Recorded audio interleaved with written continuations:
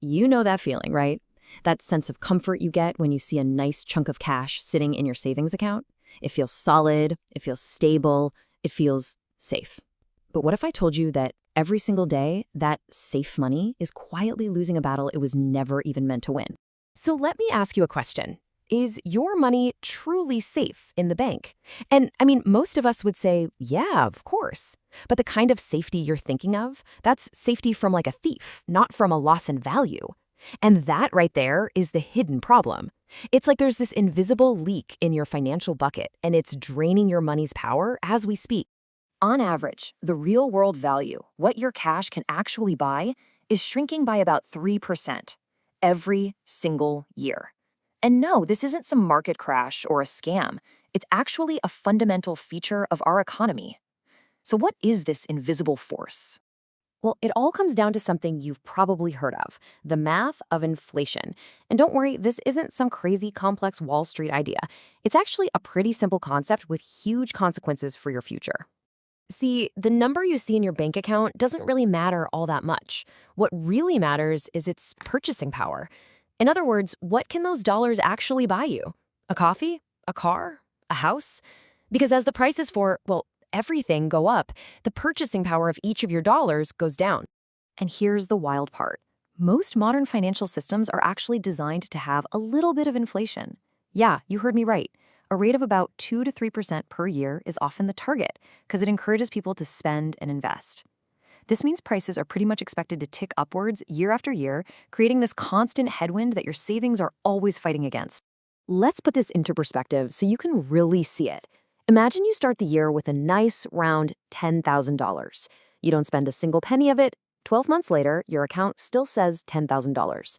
But that money can only buy you what $9,700 could have bought you a year ago. You've lost $300 in purchasing power without doing anything at all. It just vanished. Okay, I know. Numbers on a chart can feel a bit abstract. So let's make this really, really tangible. Let's talk about something we can all understand and appreciate. A delicious burrito. Just look at the long-term effect of that quiet, sneaky 3% inflation. A $10 burrito today, it could easily cost over $20 by 2050. And by 2077, get this, $50. I know it sounds absolutely insane, but it's just simple compounding math working against you instead of for you. And look, this isn't just some wild guess. That $50 burrito becomes a mathematical certainty if your money isn't growing faster than inflation. Think of your cash as being on an escalator that's constantly going down. The only way to avoid the bottom is to start walking up, and walking up faster than it's moving down. So we've laid out the problem, right? Your cash is losing value every day.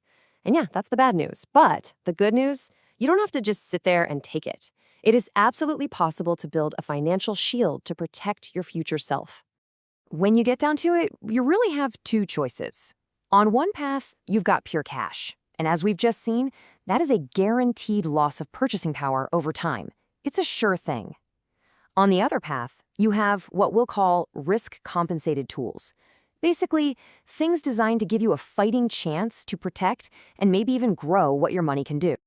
So what are these tools? Well, two of the most common ones are bonds and index funds.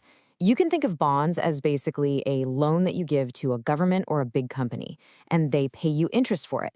Index funds, on the other hand, let you buy a teeny tiny piece of a whole bunch of different companies all at once. The whole point of both is to generate a return that, hopefully, is higher than the rate of inflation.